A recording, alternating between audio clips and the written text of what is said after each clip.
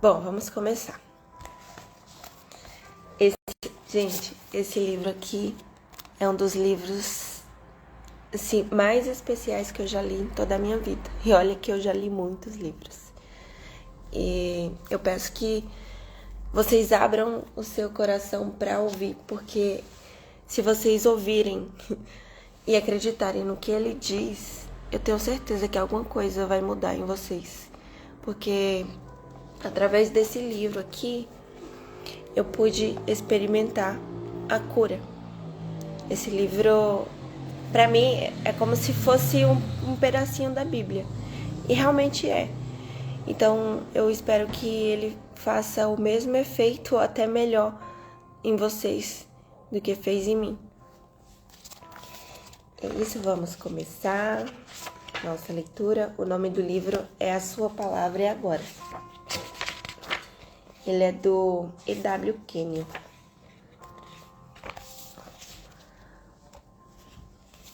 Esse é o primeiro capítulo. A redenção é agora. O Jesus do agora. Jesus é o mesmo ontem, hoje e para sempre. A palavra Jeová tem 3 tempos: passado, presente e futuro. Da mesma forma, existem 3 tempos na redenção: o que Deus fez, o que Ele está fazendo e o que Ele fará, o que Ele foi e o que Ele é. O que Ele é agora será amanhã. A característica mais singular disso é que a palavra que Ele falou lá atrás é agora. Por isso, você não pode ver que a sua palavra... Por isso, você pode ver que a sua palavra é atual. Ela está viva agora, é oficial agora, ela tem poder para salvar agora, tem poder para curar agora. O texto de Êxodo 16, 14 e 20 registra a história da provisão do maná. O maná não tinha de ser recolhido a cada manhã, e se sua parte fosse deixada para o dia seguinte, tornava-se azeda e imprópria para o consumo. Se vocês quiserem estar com a Bíblia enquanto a gente lê, porque o livro faz várias referências a textos bíblicos para acompanhar. E assim é como a palavra. Ela precisa ser estudada diariamente, meditada diariamente e ingerida diariamente. Ou então perderá o seu poder.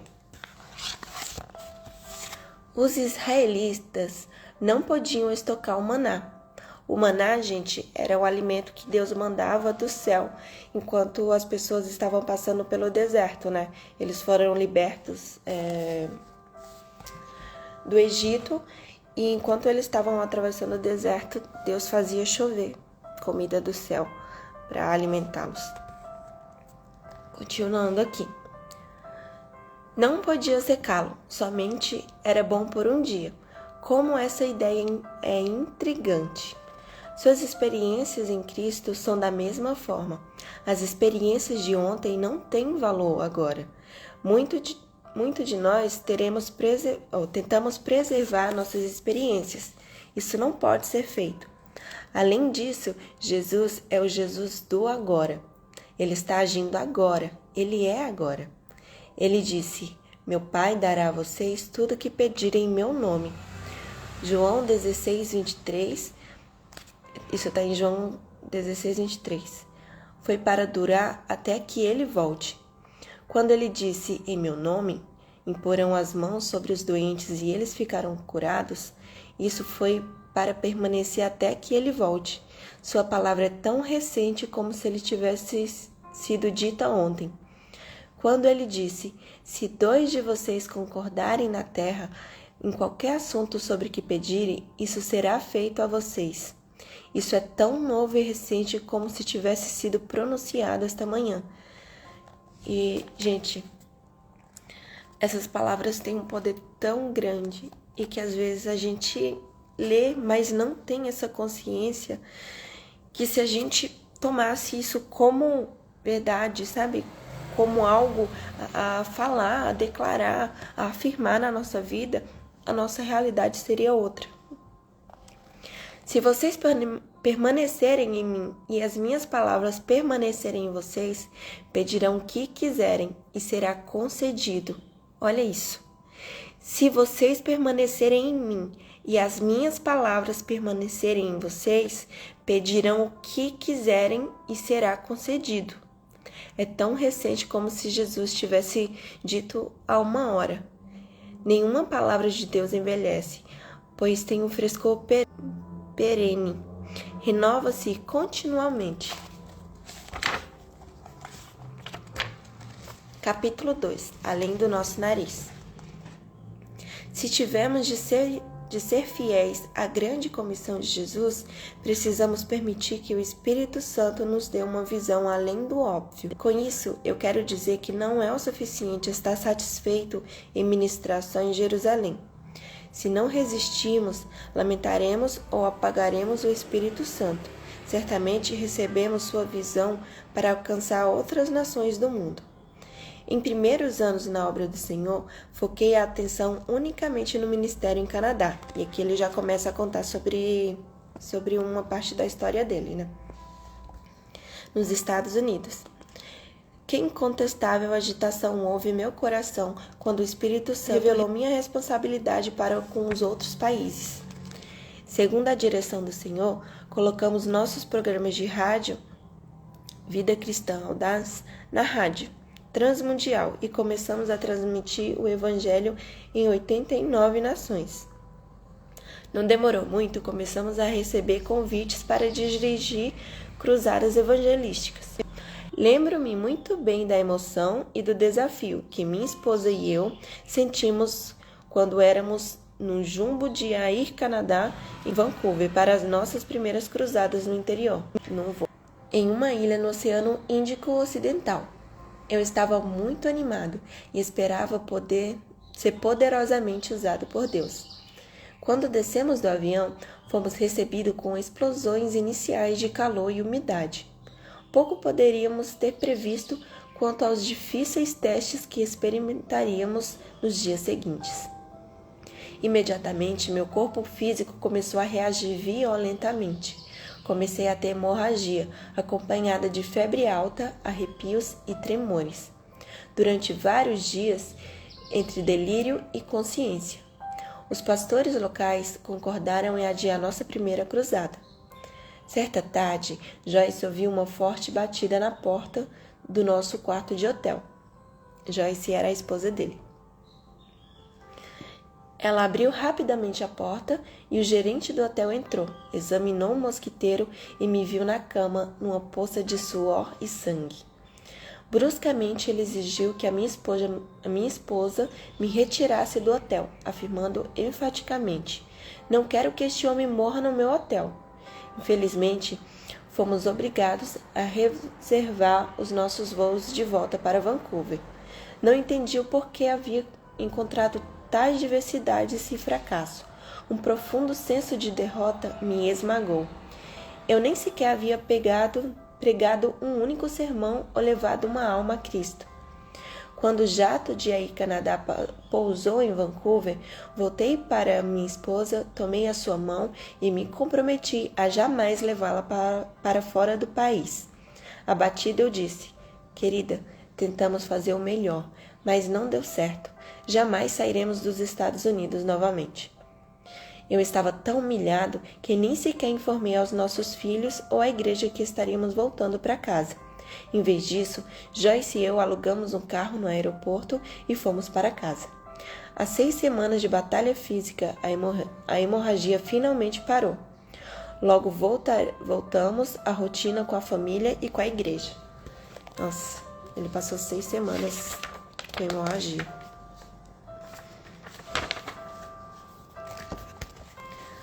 Mas a visão pelos perdidos em outros países ainda ardia no meu espírito. Em 1 ano, nosso coração estava em chamas, como o fogo e o zelo pelo evangelismo missionário.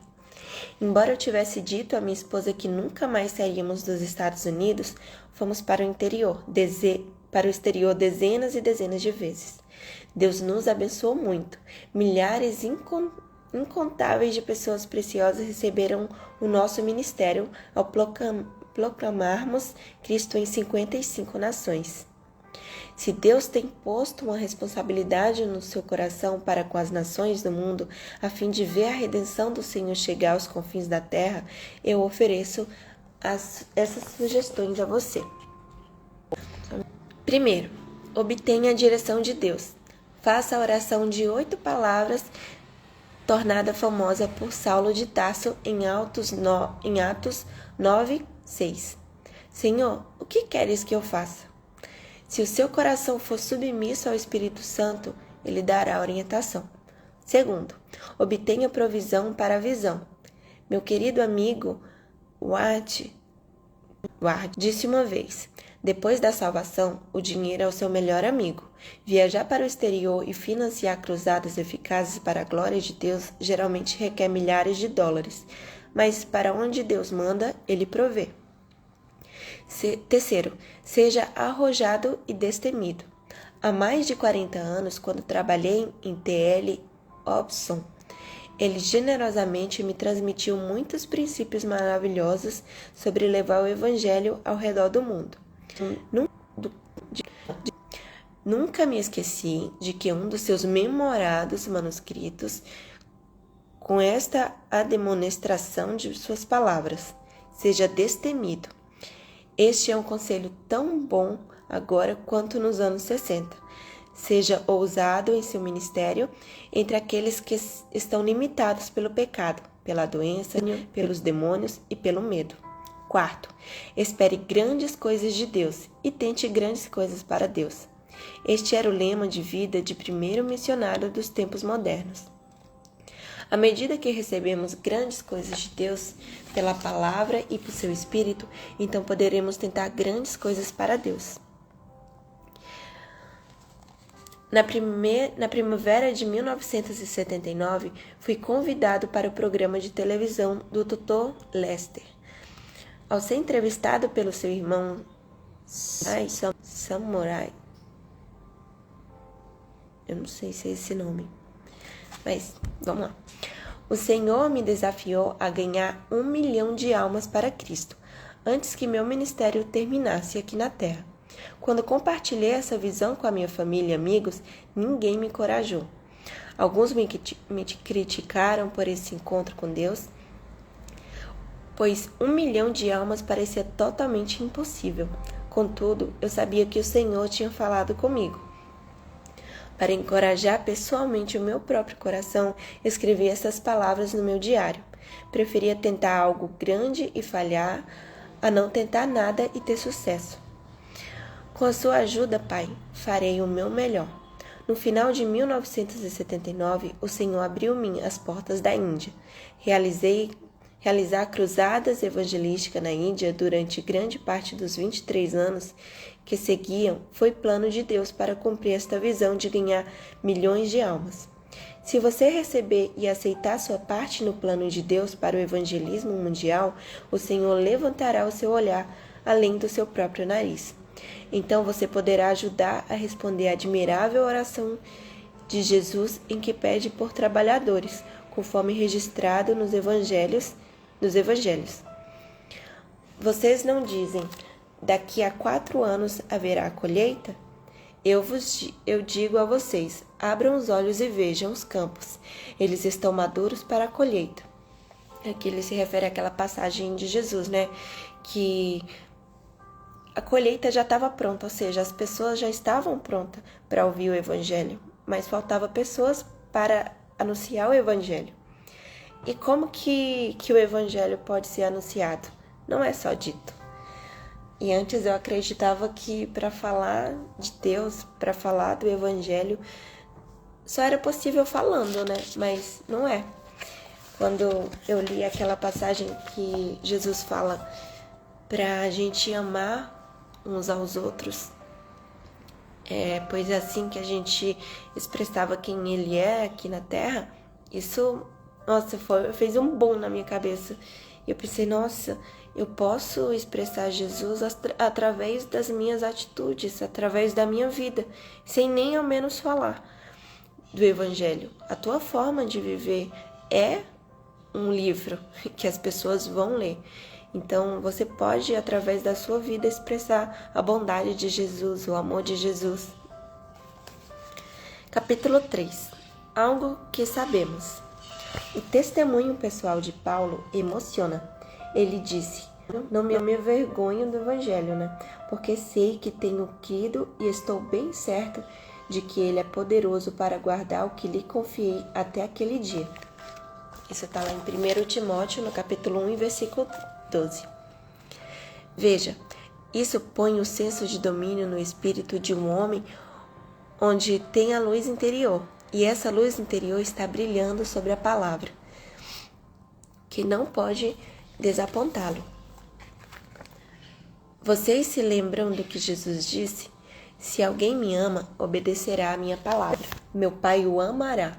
Nós viremos a ele e faremos morada nele. Isso não significa que ele vive apenas na casa. Ele também vive no coração. O Pai e Jesus são os meus apoiadores, os meus provedores e os meus doadores.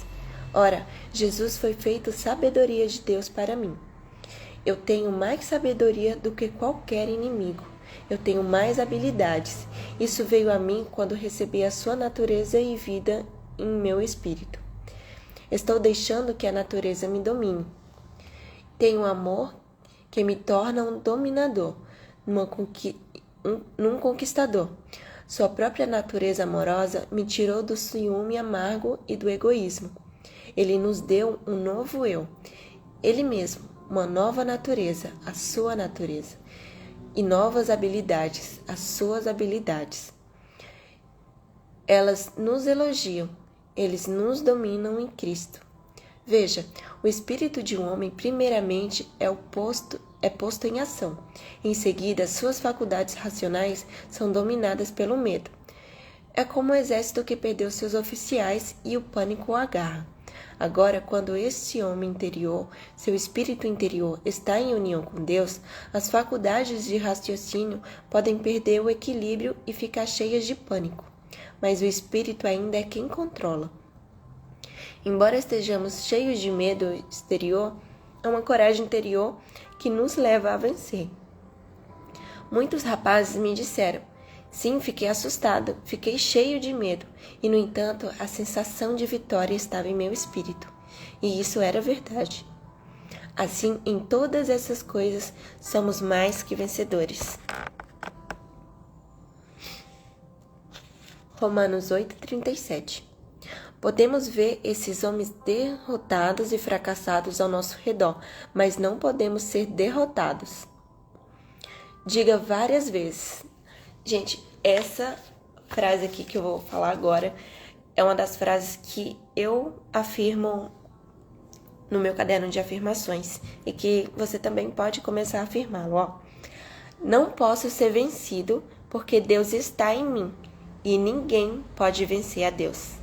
Essa frase é incrível e assim, pode não fazer muita diferença agora, mas se você afirmar isso, você vai ganhar uma força interior que assim, não tem explicação. Quando eu comecei a declarar isso na minha vida, eu me senti muito mais forte. Quando eu estava ansiosa, quando eu estava preocupada com alguma coisa, com alguma situação na minha vida, eu comecei a falar isso. Eu não posso ser vencido porque Deus está em mim. E Ele realmente está. Se você crê em Jesus, se você crê de todo o coração que Ele morreu naquela cruz por você, Ele está aí no teu coração. Ele mora no teu coração. E se Ele está aí, quem que vai te vencer? Ninguém pode vencer a Deus. E Deus está no teu coração. E isso vai te dar uma força assim que você não vai nem conseguir explicar. Nós vamos ler até o 3º capítulo mesmo. E eu peço para que vocês anotem aqui, esta frase maravilhosa. Eu vou colocar ela aqui na descrição do vídeo, quando a gente terminar. E também vou colocar lá no Telegram, para que vocês possam usar essa frase como uma declaração, como uma afirmação de que você é capaz, que tudo que você precisa tá aí dentro, porque Jesus mora aí dentro do teu coração. E é isso, gente. Hoje nós começamos um pouquinho mais tarde, mas amanhã nós começaremos às 6 horas da manhã e espero que vocês gostem. No início desse livro não é tão interessante, porém, nos próximos capítulos, a partir dos próximos capítulos, vocês vão ver o quão poderoso é esse livro, se vocês acreditarem de verdade no que ele diz, tá bom? Se você não faz parte lá do grupo, nós temos o grupo CLI, que é o grupo de leitura inteligente, Clube de Leitura Inteligente, que nós vamos sempre ter livros que vai te ajudar a ser uma pessoa melhor, a desenvolver o seu potencial máximo dentro de você e que fará muito bem para você.